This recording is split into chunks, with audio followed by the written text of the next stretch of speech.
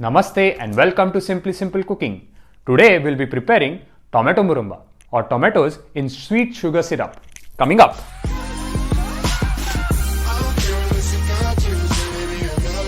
Before we begin, now you can follow us on our website simplysimplecooking.net along with the social media channels like Facebook, Instagram and Twitter.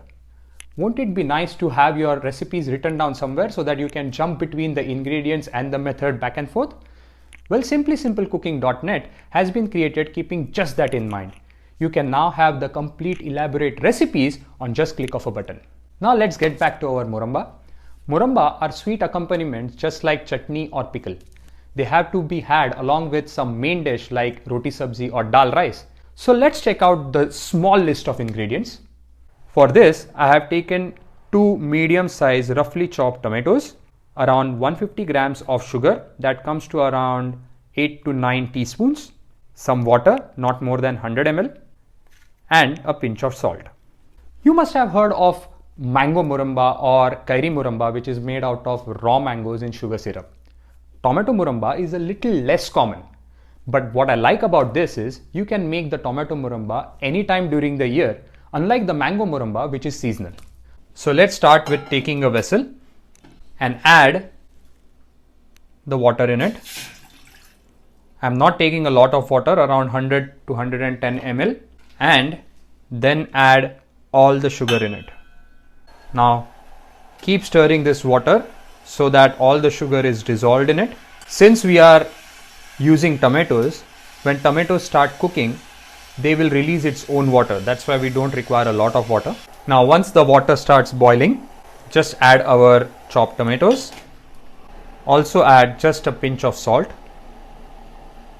And now let this mixture boil and let the tomatoes cook. Just reduce the gas or reduce the heat and let this mixture boil for 15 minutes.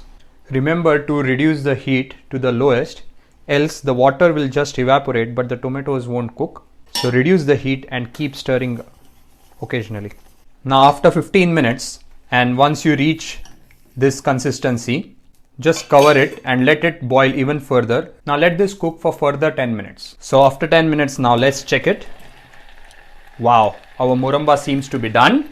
The tangy smell has now been overtaken by the sweet smell of the sugar. So this is an indication that it's done. If you see this, the consistency has also thickened up, and once this muramba will cool down, it will even be more thicker. So let's take it off the gas. Now once it is cooled down, just open and check. The muramba has even become more thicker. Now we can store this in a jar. So let's transfer it in a jar so that we can consume it later.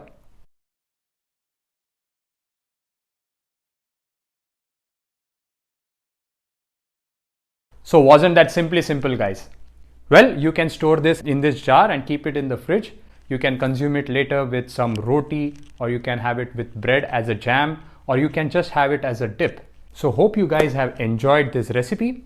If you like my video, please don't forget to give me a thumbs up, and also do consider subscribing to our channel. You can also get the recipe of this dish on our website simplysimplecooking.net. So this was it, guys, from me in this video. See you again next time in my next video. Till the time, you keep experimenting with food, share it with your friends, and don't forget to enjoy. Take care.